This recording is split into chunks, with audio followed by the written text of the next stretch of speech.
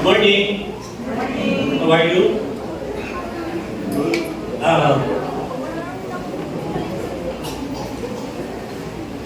Ang Bible is a very interesting book because you can learn many things. History, poetry, mga inspiring notes, probably tips on how to manage, how to love, prophecy, makadamot-damot din. Ang problema lang sige, because of so many things nga ma-learn natin sa Bible, sometimes, or most of the time, ang mga tao miss the very point why the Bible was given in the first place. Di ba lang? Okay, isa akong tinamo ko na abilidad sa imong kabuli. Kung isa nagkaka-confuse ka, ano iba na ako? Mga asawa ko, masinggol ko, ano sa gano'n ako masinggol. Pwede man mag-career man ko, pwede man ko magkagatagan kami kaniko, anong iba lang gusto ko. That is also with the Bible. Kaya possibly, many of us are interested in studying God's Word, but we miss the purpose why we have the Bible in the first place. And that is why, sa aton pagpadayon sa atong series sa 1 Timothy, Apostle Paul emphasized this concern. So, if you have your Bibles with you, let us learn about the most important learning in the Bible in 1 Timothy chapter 1, verses 8 to 17. Okay? Together, begin. Now we know that the law is good if one uses it lawfully. Understanding this, that the law is not laid down for the just, but for the lawless and disobedient, for the ungodly and sinners, for the unholy and profane, for those who strike their fathers and mothers, for murderers, for the sexually immoral, men who practice sexuality, homosexuality, enslavers, liars, perjurers, and whatever else is contrary to sound doctrine, in accordance with the gospel of the glory of the blessed God, with which I have been entrusted. I thank Him who has given me strength, Christ Jesus our Lord, because He judged me faithful, appointing me to His service. Though formerly I was a blasphemer, persecutor, and insolent opponent, but I received mercy because I had acted ignorantly in unbelief. And the grace of God, of our Lord, overflowed for me with the faith and love that are in Christ Jesus. The saying is trustworthy and deserving full acceptance, that Christ Jesus came into the world to save sinners, of whom I am the foremost. But I received mercy for this reason, that in me as the foremost, Jesus Christ might display His perfect patience as an example to those who were to believe in Him for eternal life. To the King of ages, immortal, invisible, the only God, the honor and glory forever and ever. Amen. Let's pray first. Father, thank you for this morning that we can study your word. We pray that the Holy Spirit, your Holy Spirit, please keep us focused. Speak to us. Give us undivided attention so that we can glorify you in our listening, in our appreciation of the preaching this morning. Teach us, Father, not only to be hearers of your word, but doers as well. In Jesus' name, amen. Last week we said, right learning makes our hearts big, not our mouths and legs. Ang tutuod din ng mga tao nga nakatuon sa pulong sa Ginoo, ang attitude, ang resulta sa aton nga pagtuon, nagadako ang aton tagipuso, nagadako ang aton paggugma sa Ginoo, kag nagadako man ang aton concern sa iban, hindi ang aton bakba, hindi ang aton bulot. And that was why last week, ipamangkot ko ka mo, kamusta ka mo? After several years that you've been here in Masaba Christian Church, anong natamo sa inyo? Nagkakulo na? Or it gave us the burden, gave us the joy to love God more, and to point more people to God. Because, silip natin last week, wrong learning informs. Kapwa ka ng facts, but right learning transforms. Ano yung hope? Sa padayon natin nga pamati sa pulong sa Ginoo. Makita gid ang pagbagpo sa akon. Makita gid nga ala daw kalaay man batasan sa akon pero subong daw pagkaisa na lang, no? daw naglulipot na akon nga sungay. Hindi. Amo na gani nga gahambal ako, encourage ko sa inyo diri nga pag-disciple, sa aton diri nga mga Sunday school teachers, and even sa among reminder kani sa ako as a pastor, we are not here just to give out information. We are here to preach God's word with the desire that it will transform people. Magbago, may pagbago. So, sa 1 Timothy chapter 1 verse 7, pinapal kita na si Apostle Paul, ayun niya si Timothy na hindi maghalin sa Ephesus. Possibly na ma-resign na si Timothy. Because there are people na nag-teach wrong doctrine. Kakamoy niyo, kung hindi nag-teach sila wrong doctrine, ang mga nagatulungan, they devote themselves to myth and endless genealogies. Ang ilay mga focus, they're focusing on the minors. Mga kilid-kilid, no? Ang ilay na-discuss ko pila ka mga angels ang makapatong sa isa kadagong. Ano ay ang kulor sa buhok ni Abraham, no? Pero mga butang na siling ni Apostle Paul nag-promote speculations. Ano ba? Nagabais lang ka po, pero ano ina ang labot sa atong spiritual growth? Pero ako ini ang pinakadakot-dakot in the problem. Because the speculations that are happening nag-cause sa aton to overlook the stewardship from God that is by faith. We are actually referring to the gospel. We are referring to God's redemption plan. Kadamo na kita napalaan sa Bible, pero wala na ito ang ginagutan kung paano ang tao maluwas. Ang kaluwasan natin, si Apostle Paul, nagambal siya sa Romans chapter 1, verses 13 to 16, I do not want you to be unaware, brothers, that I have often intended to come to you, but thus far have been prevented, in order that I may reap some harvest among you, as well as among the rest of the Gentiles. I am under obligation, both to Greeks and to barbarians, both to the wise and to the foolish. So I am eager to preach the gospel to you also who are in Rome. For I am not ashamed of the gospel, for it is the power of God for salvation to everyone who believes, to the Jew first, and also to the Greek. Silinya, hindi natin pag-i-overlook ang gospel because amulagit ni ang pamagani na ang tao maniwas. This is the only way that a person can be saved if they will hear the gospel. When Jesus Christ said, what will it profit a man if he gains the whole world and he will lose his own soul? So sa pagtuon, so kung amuin na ang gospel, why is it that we need to study the law?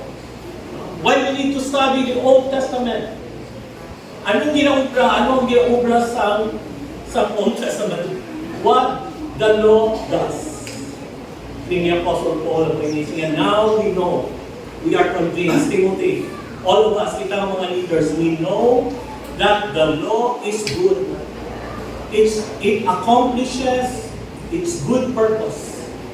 Sabi niya, if one uses it lawfully. Ang word na lawfully, hindi siya na sila nga may tinasunod ka primarily, but he means it must be used according to its original spirit and intention. So, gabasa kita sa Old Testament, nagatuon kita not to know the information primarily there, but in order for us to understand the original intention why God allowed the Old Testament to be read. Kasi rin niya ang ini, kung naintindihan mo na, the law is not laid down for the just, but for the lawless. Kasi dapat ka nilagay, abi na ako ng law ni para ni Satanan. Tingalin niya para sa ako because I'm a good boy. I am just, kita mo, hindi lang cute ako, but I'm really good. Hindi para sa ako. Kasi hindi na ako magbasa Bible. No. Because Apostle Paul in Romans chapter 3 verses 10 to 12 says, it is as it is written, none is righteous. No, not one. No one understands. No one seeks for God. All have turned aside. Together they have become worthless. No one does good, not even one. Honestly, sa totoo lang yun. Kung hindi na kung puro ng uyak, iba sa ato, they would prefer to be somewhere else. Sakto. Subong siguro nga pamati lang ka mo, pero may ginapanundong na ka mo nga, daw may kalatuan na ka mo, mga kasabi pa naman, dugay pa na sa pastor, introduction lang na anak mo. Kasi tutuwag kayo mo ini. No one does good. No one does good. Pero sila ni Apostle Paul, good news. Good news kung sinner ka. Good news. Kay para sa imo ang Bible. Siguro, excuse ka na kung feeling mo righteous ka. No? Okay, accepted ka na lang, pwede ka na lang daydream. Again, isa-isa din ni Apostle Paul, sino ini mga tao? First of all, the lawless. Literally, without the law. Refers to not so much to those who transgress the law, but those who either do not have, or do not know, or do not acknowledge the law. No? Possible ang mga Gentiles. Why kami nilabot sa Old Testament? Hindi kami ang mga Jew. So outside kami, si Apostle Paul, ang Bible para din sa iyo. Pinapagin, ang mga disobedient. No, atong nag-ako nga ang law para sa amon, pero wala akong kinasunod. Bible para na sa iyo. No, law para sa iyo. No, rebellious ka? Kabalo ikaw kung anong dapat mo brahon, pero wala mo inobra, para rin sa iyo. And then, siya for the ungodly means lack of interest in the things of God. A behavior and lifestyle consistent with such an irreverent attitude.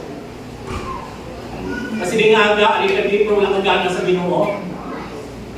Good news, ang wali ko para sa imo. Pero pag sinners, diba, may special ano. Now describe those who are continually erring from the way, constantly missing God's mark, living in opposition to His good, God's good and acceptable and perfect will. Pinaglang kabuhin niya, kabalo natin siya na patuo ang Ginoo, mapawala ang Ginoo. Pero bigyan ka talaw. Pero bigyan ka makasala. Hindi ko na muli batasan mo, pamati ka din. Kaya para din sa inyo. Ano ba yun? Unholy. Without regard of duty toward God or toward man. Carries the idea of gross indecency. In other words, this man not only breaks the laws of God and society, but even breaks the unwritten laws of common decency. Ano pa naman na wala delikadesa.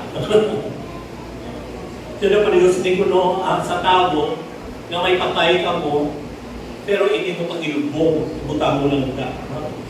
Or pangasawahon mo ang ibuutod, or pamanahon mo ibuutod, or ang imo nga step-brother. So ang meaning, unholy. Daw lain ka lang hindi maminsa. Next, ano paging profane? Refers properly to one who either was or ought to have been debarred from going over the threshold or entrance the temple. It means to trample the holy. For example, kung magsulod ka dito sa temple sa una, dapat nakapaligo ka, nakapanibin ka. Ay, kaway tamo palubot, kaya rin ay kapakailis, sulod ka sa temple. Hindi daw mind. Okay, ano pa kaya? Those who strike their fathers and mothers. Actually, refer din sa parricide. No, pero sa aton, wala kang maging patay si nanay mo, kasi dado wala kang mayuhan balon. Pinapatay mo sa istorya, patay mo sa paungkas, ano kaya? Pinapapatay mo sa kadamo, sa problema, kinalugang mo. Pinapatay mo sa kakapoy. Isnanay mo si tatay mo. Wala mo rin matasan mo, parang ginisay mo. Ano pagit? Murderers. Ano pagit? Sexually immoral. Means a fornicator. One who commits sexual immorality. Ang word ko nga pornos originally meant a male prostitute, but came to be used in the universal meaning of a fornicator, one who engages in sexual immorality, whether a man or a woman. So kung may kinalibin ka, or sexual adventure ka, para ginitin sa imo. Ano pagit? Sila niya, men who practice homosexuality. Now, describes one who engages in same-sex activity. An adult male who practices sexual intercourse with another male. Closet queen ka. Para i-say mo. Ano pagit? Enslavers. Sila niya, ang unikulo ang one caught by the foot and then one enslaved.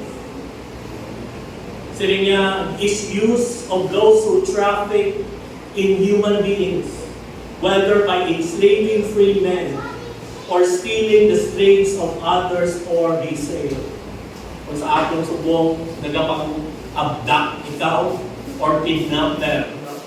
Kasi naging-kidnap ka to, para niya ang wali sa imo. Dahil pagin, butigon ka, the one who speaks falsehood and truth, so attempts to deceive, para niya sa imo. Ano pagin? Sila niya, perjurers, sworn falsely, one who violates his oath, a false oath, one who swears to someone, something, pero hindi naman tumangon. Sila sa ato nag-promise, the Lord promise, promise.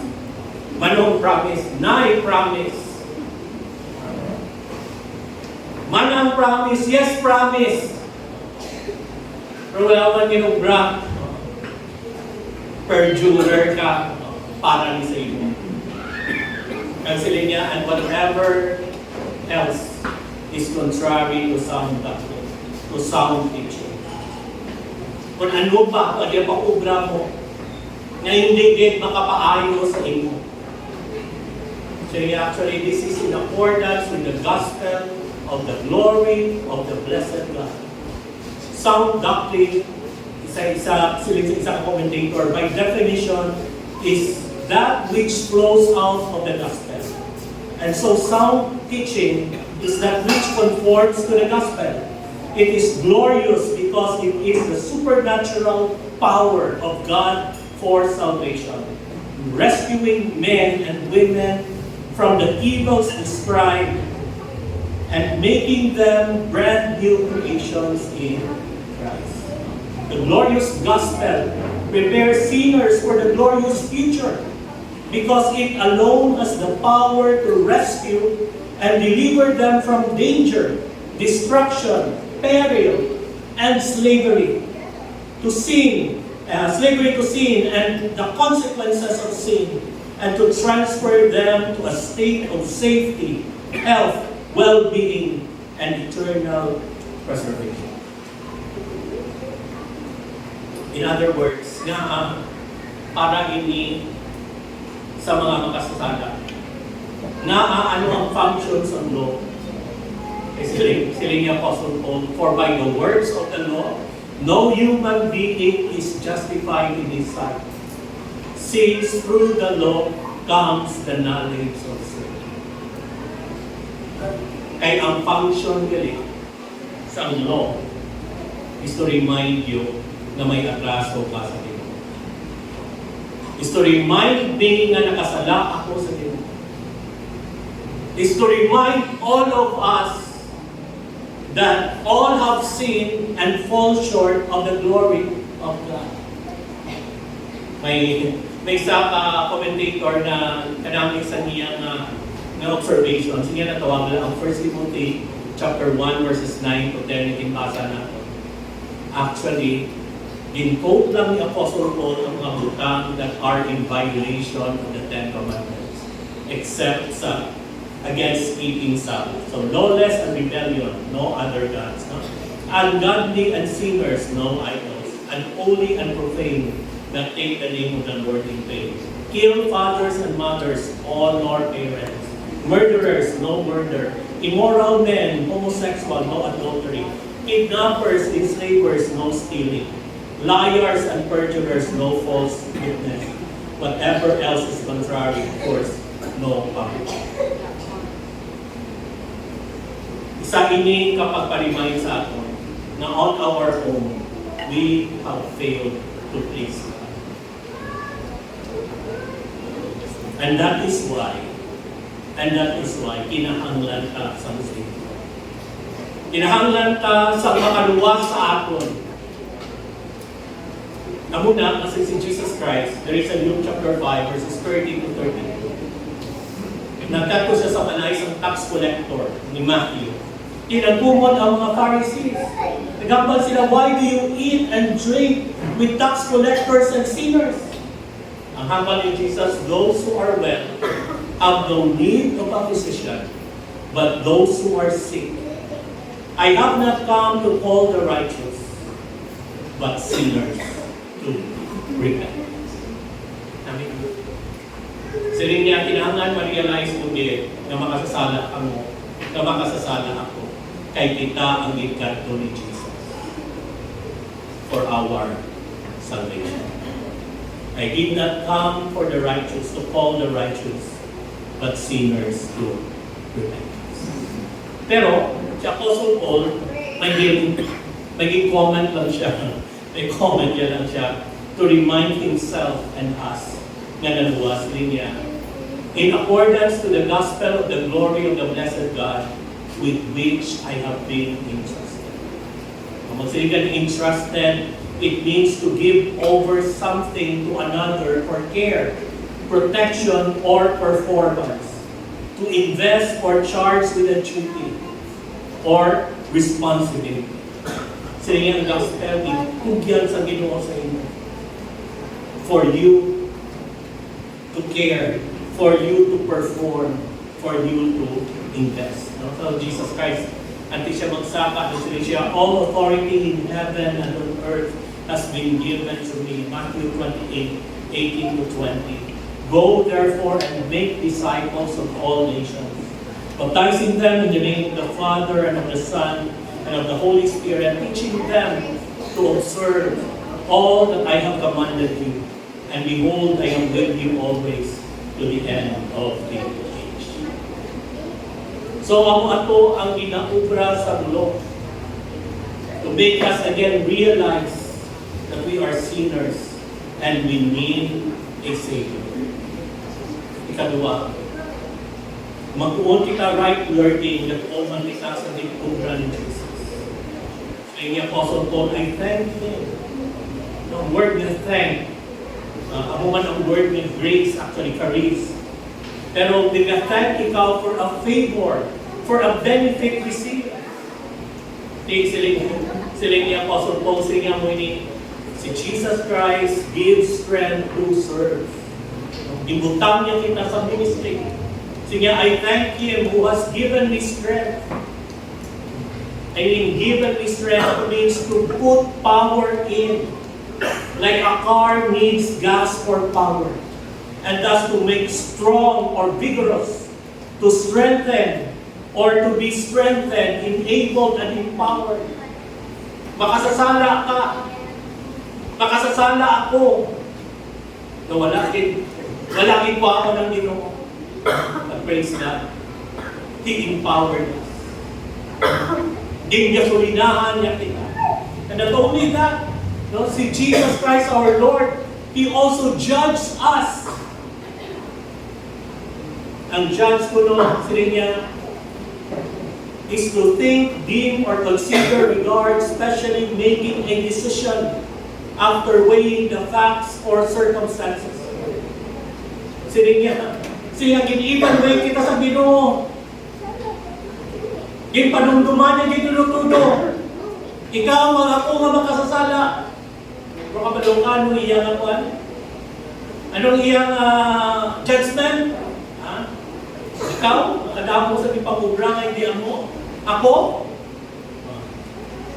Damo kita na fail, pero evaluate kita sa Ginoo, gin-judge na kita faithful. Is something or someone who is worthy of faith. Someone who keeps promises.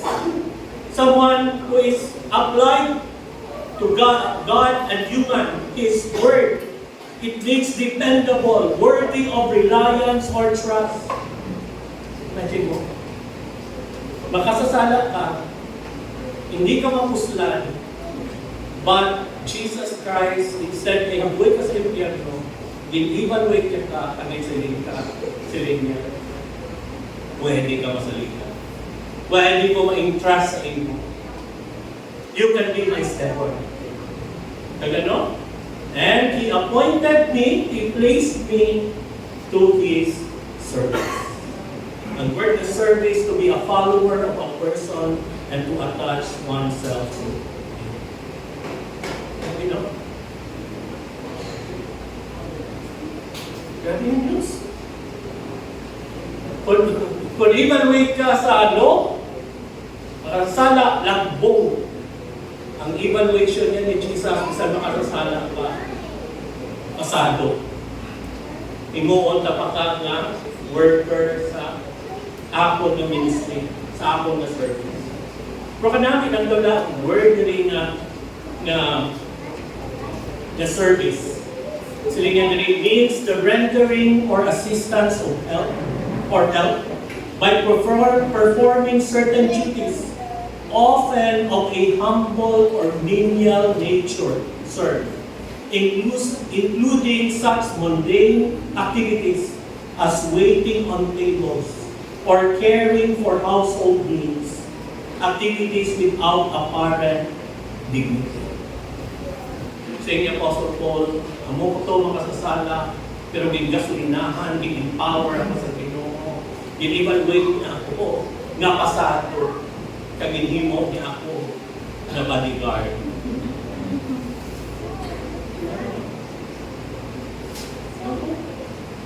Amo na dili sa imo sa ako, sabi ni mo, hindi ka naman puslan. Hindi ka naman puslan. Sa kanto ka lang kay Jesus. Because He can empower you and use you in His service. Maging sino ka.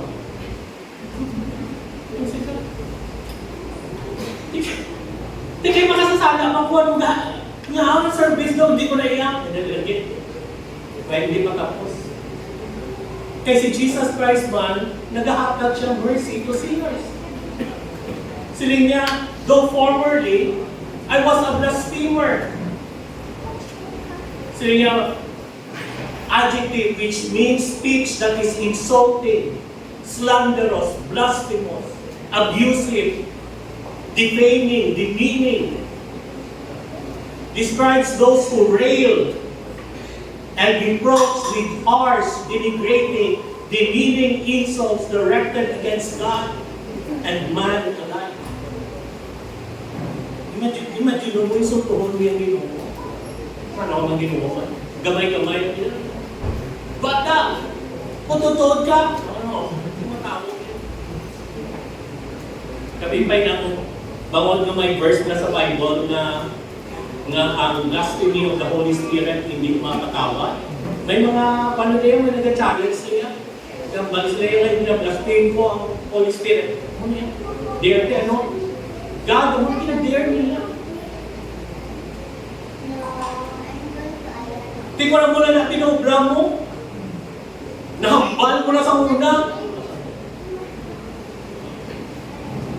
Tiyan mo na si Apostle Paul, silingin nila ko blasphemer, persecutor. One who is preoccupied in causing others to suffer. Bawa ang trip ko yung papudayan ng iban. What na yan? Sa John Lugir. Niya, di ko na yung lalo ko sila. Hindi, dapat yung kasi Apostle Paul, ang muli yung brand niya sa mga kasuhano nito. He put them in prison. He forced them to blaspheme. Because when they blaspheme, ano ang penalty? Death. Yung muna sa Apostle Paul. And sila niya ay ang insolent opponent. Magsiling ka nga insolent, rude, arrogant, lack of respect, including physical mistreatment. It denotes bad behavior that is intentional or shows no care about bad things that might result. Lord, maluwi ka na. Magugman na yung pamilya. Tiyan mo. Mayo ka ni? Oo. Kung ano matasan mo? Yung kasupal, ako ko sila. Ginsultuhan ko, Ginoo. Pinapasuffer ko iyang mga tao mo. But I don't care kung anong makabong pa sa ilang kabuhay. Kasi nga bilhin mo, I receive mercy. Imagine mo, amo na po ang insulto ya sa Ginoo, ang ginapahubra sa tao sa Ginoo. Gamba ng Ginoo, ang kinulungan ito. Mercy means to feel sympathy with the misery of another, especially such sympathy which manifests itself in action, less frequently in words. Describes the general sense of one who has compassion on person, on someone in need. Yung Ginoo, ginaamo na ni Apostle Paul, pero ang nag-motivate niya sa Ginoo sa pag-atubang niya kay Apostle Paul, sa pag-deal niya kay Apostle Paul, was mercy.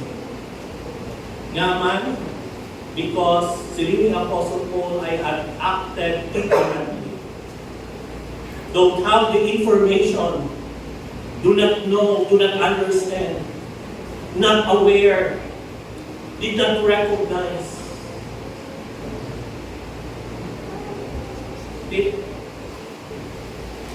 Hindi wala i-recognize because niya ignorantly in unbelief. Unwillingness to commit oneself to another or respond positively to others' words or action.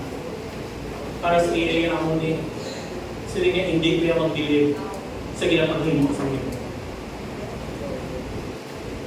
Kaya muna dapat hindi kasi yung sumunod. Ang iyang mga follower dapat i-persecute. Pag kung mag-suffer man din sila, they deserve it. I don't care. Yet, God showed mercy. Instead, kung pumunta ka ng mga kati-kati, mga 24 kamilo. Ilang lang kung alam-alang lang iyang anak ka. But God did not do that. Instead, hindi lang mercy, but also God gives salvation. And the grace of the Lord, of our Lord, overflowed for the grace, a gift or a blessing brought to man by Jesus Christ. Kasi niya, ang grace ko nung agawas-awas, overflowed. Now this verse, the apostle said that the Lord's grace superabounded toward him. Ang word ko no is already a strong verb. Pero gitugaman pag ito sa preposition to lay greater emphasis on the exceedingly abundant grace of the Lord Jesus Christ. Ang grace na daan yung si Kagrasya na dako. Butangan pag sa overflowing grace. The fact that tani yung butangan ka na ito i-recall sa nga-June tayo sa iyan, no? Okay na. Kasi ito yun yung overflowing yung patawaran ginaling mo. And as a result, sila niya, for me, no? Sila niya with the faith, ang sila niya, sila sa Romans chapter 1, verse 12, verse 3, siya, for by the grace given to me, I say to everyone among you, not to think of himself more highly than he ought to think, but to think with sober judgment, each according to the measure of faith that God has assigned. Bawal kinigrasyahan kita sa Ginoo. Tagaan niya kita sa pagtubo. Kag ano pa gin? Kag gugma. Saying sa 1 John 4:19, we love because we first loved us. You know, kung ingrasyahan kami sa Ginoo, inwardly na nakuha ka sa Ginoo. Kag outwardly na napananggan ka. For by grace you have been saved through faith, and that not of yourselves. It is the gift of God, not of works, as any man should boast. Galatians chapter 5 verse 21, we know na ang love and faithfulness are fruit, no? Fruits of the Spirit. The fruit of the Spirit is love, joy, peace, patience, kindness, goodness, faithfulness. Ang interesting brother is ang hambal ni kainan ng Apostle Paul for 1 Timothy chapter 1 verse 13. Formerly na yung blasphemer, persecutor, insolent opponent, ano siya? Full of hate, no? Blasphemer. Why man sa labing ang blasphemer, no? Why man sa labing ang persecutor. Pero ano? Mahuti ka siya sa Ginoo, ano nagwa? Lugma. How about sila niya, but I received mercy because I had acted ignorantly in unbelief. Ano? Lagi siya katuho. Pero sa buong ano? May pagtuho. That's what Jesus did. So, ano karon ang ugrahon sa mga believers? Realizing ang gibubra sa law, ang gibubra ni Jesus. Kaya ano niya ang ugrahon sa mga believers? Saying that this is a trustworthy and deserving of full acceptance. Trustworthy is reliable. Kaya mo nga mga makasasala, sige, hindi masaligan, reliable, hindi scam, deserving of full acceptance. Sige nga, dapat, dapat man hindi matulong ninyo. Ang hindi kasi, Christ, Jesus, came into the world to save us. Siling niya, ang law kahapal na sinners kita. Ang testimony ni Apostle Paul, ang na bisan sinner siya, inbutang siya sa ministry, bisan sinner siya, na-obtain siya sa mercy and grace. And that's why siling niya, take my word, tandaan yun Christ came into the world to save sinners.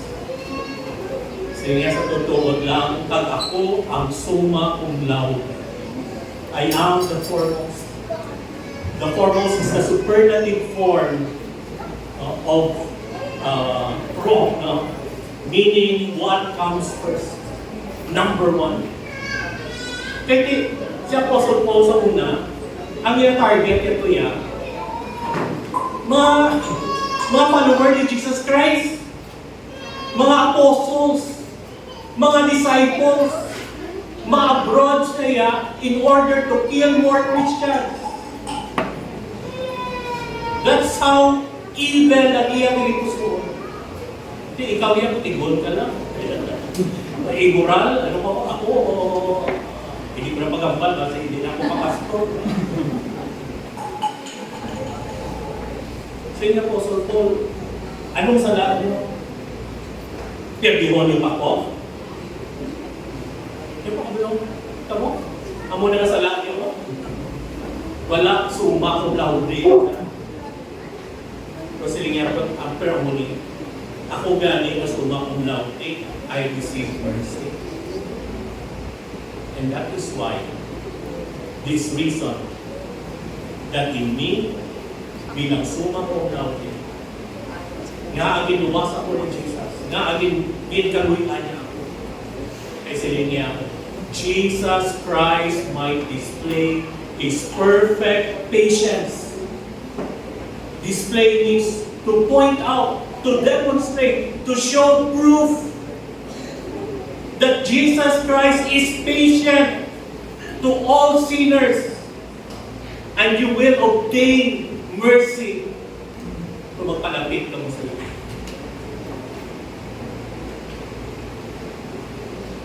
Kaya nasubong niya ang program mo.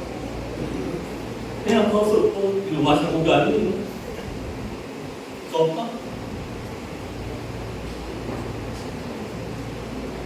Sige niya, Jesus Christ might display His perfect patience as an example to those who were to believe in Him for eternal.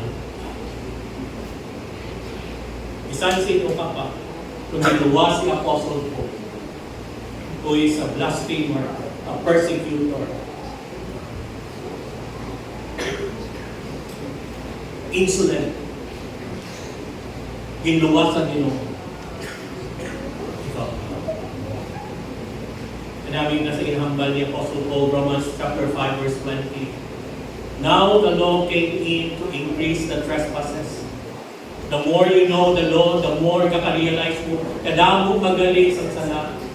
Pero sila niya, but where sin increased, grace abounded all the more. Kung ano man, kung hasta Pluto ang sala mo, ang grasya sa Ginoo kapag lapaw sa atong galaxy. Kung hindi mo sala, nalalambot dito sa punta sa universe, ang grasya sa Ginoo, mapanglapaw as if may lima pagiging universe. Okay? Doon kasi wala pa kamaya ka istorya kay Jesus. Nakasilika ko Ginoo. I'm a sinner, and there's no way. Kung matyagal ko yung gali, daw makuha na lang ko yan, daw mag-wait na lang ko. Do'y hunggo ko lang ulo ko, estas ko, gusto ko bumait, pero di ko magawa. No? Come to Jesus. He is a merciful Savior. Come to Him. He will save you. Ano naman yung ground natin ng mga believers? Actually, kanami. To the King of the ages, immortal, invisible, the only God, in honor and glory forever and ever. Amen. Doxology. Praise and glory. Yeah, because ang nag-guarantee sa King of Salvation is the King of the ages. Alin sa una, hasta sa katugtuban, King siya. Siya ang masunod. Sino ka na kamahilo? Ikadua, immortal. Kaya isang king siya, pero kung mapatay siya, ay wala naman na. Pagpuno. Invisible. Hindi ibang klase siya. Kaya ari pag ginagahan namin yun. The only God. Wala na po dito sa langit, bisan ano pa dito, siya lang din ang Diyos. He's the only God, and He's the one guaranteeing all the promises that are written in His Word. King of ages, immortal, invisible, only God. And that is why ang honor, ang glory forever and ever na belong ng Diyos. Si Vine, sila niya, this doxology ascribes to God His sovereignty, His King, His unoriginated, unending existence. He is eternal, His essential purity, He is incorruptible, His imperceptibility to sight is invisible, and the absoluteness of His deity, He is the only God. Ang buhay ang kakapit ang doon. That's why He should be honored. He should be glorified forever and ever. Napabangkot ko sa inyo ang mga kung indeed man din na si Jesus nagkaluoy sa inyo. Kung indeed man din si Jesus naggrasya sa inyo, kag nagluwas sa inyo. Ang imo kabuhi ay ang imo ginapaghimo, nagahatag ay himaya sa inyo because we rightly deserve. Pero problema sa atin ang after all the things that the Lord Jesus did to us, there's no praise. There's no honor. There's no glory.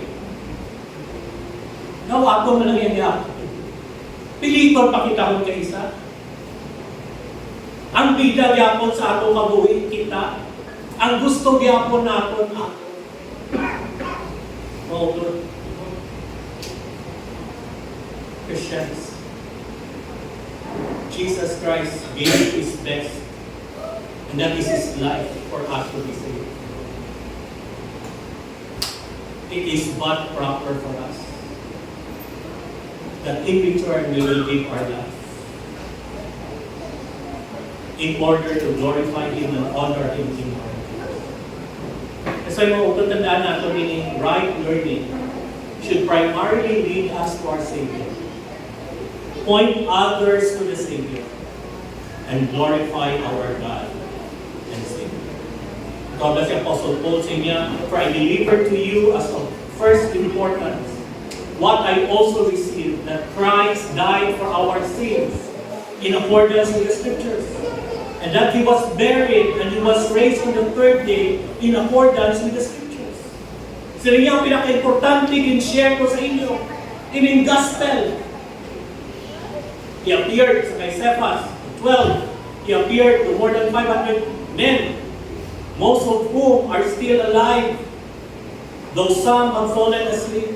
He appeared to James, other apostles, and last of all, as to one untimely born, He appeared also to me. For I am the least of the apostles and worthy to be called an apostle, because I persecuted the church of God. But by the grace of God, I am what I am, and His grace toward me was not in vain. On the contrary, I worked harder than any of them, though it was not I, but the grace of God that is me. You know, si Apostle Paul, sige, doon di ikwetali ang ayan ng luwas mo. Pero sa bugay sa Ginoo, ang iyang grasya nag-encourage sa ako to work harder. Even way harder than the other apostles. Ano yung sa Apostle Paul? Kaya ginhatag ni Jesus Christ ang best sa iya. Ihatag niya man ang best niya kay Jesus. Pero sa niya, but at the end of the day, it's just because of the grace. Why? Because right learning should primarily lead us to our Savior, point others to the Savior, and glorify our God. Hindi mo naturuan regarding sa kaluwasan, nag-lead sa mo sa pagtungo kay Jesus as your Savior. Nag-encourage na niya sa inyo nga mag-care man sa iba, masubiran mo sila, parte sa Savior. Pag ini nga kaluwasan, nag-lead sa ato, ay mayapon ang Diyos, kagato manluluwas sa atin. Imagine man ako, namulang kita di pala. Amo niya ang in-focus na our church will never be the same. Are you a sinner? Come to Christ. He has mercy. He has grace. And He will place you into service.